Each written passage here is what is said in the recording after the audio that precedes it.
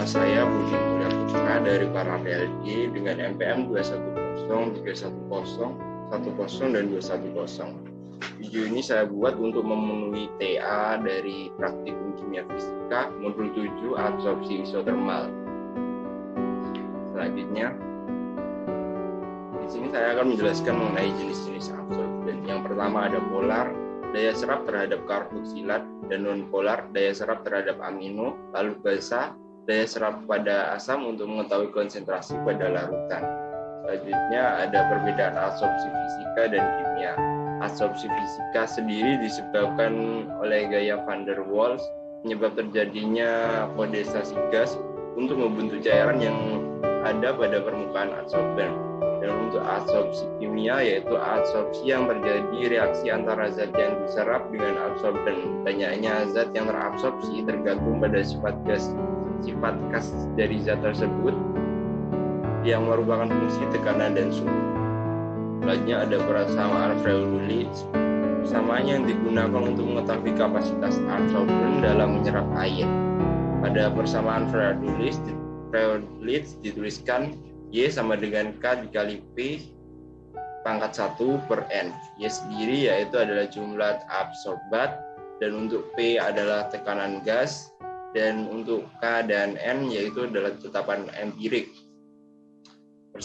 Selanjutnya ada persamaan Langmuir. Persamaan ini digunakan untuk menghitung kapasitas absorban maksimum yang terjadi akibat lapisan tunggal pada absorban pada permukaan adsorben. Persamaan Langmuir sendiri dituliskan sebagai berikut, yaitu adalah X dikali M, XM dikali M sama dengan A dikali C besar dibagi 1 ditambah B dikali C. XM sendiri di sini yaitu adalah berat zat yang diabsorpsi, dan untuk M adalah berat absorben. Untuk A, B, C kecil yaitu adalah konstanta, dan untuk C besar adalah konsentrasi zat. Selanjutnya di sini ada desorpsi, yaitu terlepasnya partikel adsorbat dari permukaan adsorben. Peristiwa desorpsi ini dapat menandakan bahwa telah terbentuknya kondisi kesetimbangan yang dinamis pada proses adsorpsi. Selanjutnya ada proses pembuatan indikator PP, yaitu adalah dengan membuat larutan indikator PP 1% dengan mengencerkan 0,025 gram kristal PP dengan alkohol 95% sebanyak 50 ml.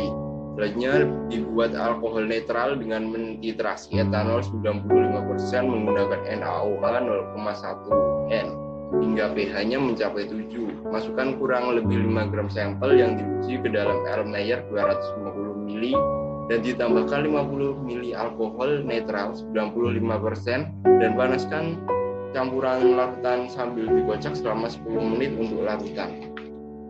Selanjutnya ada faktor yang mempengaruhi.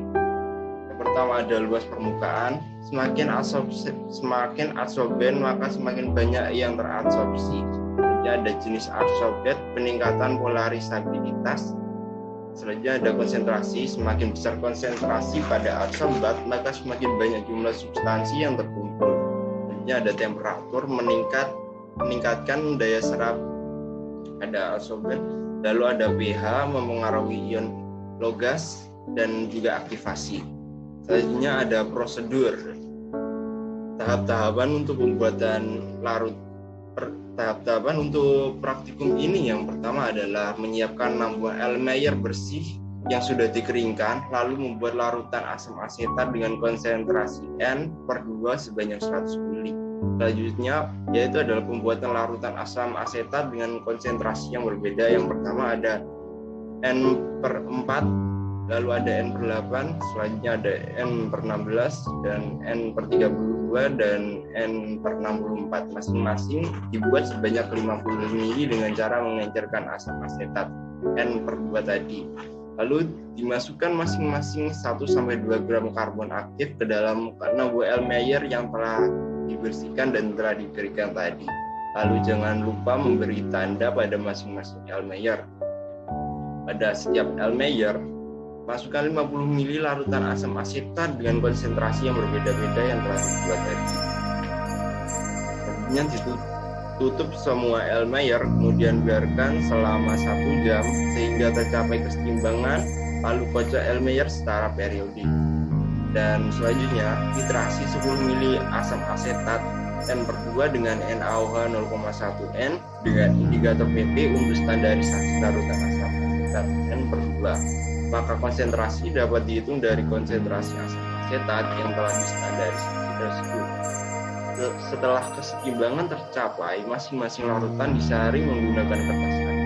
Selanjutnya filtratnya dititrasi dengan NaOH 0,1 N. Untuk filtrat yang lebih pekat itu gunakan 10 mili, sedangkan yang lebih encer gunakan 25. Sekian dari saya. Apabila ada kesalahan mohon dimaafkan. Wassalamualaikum.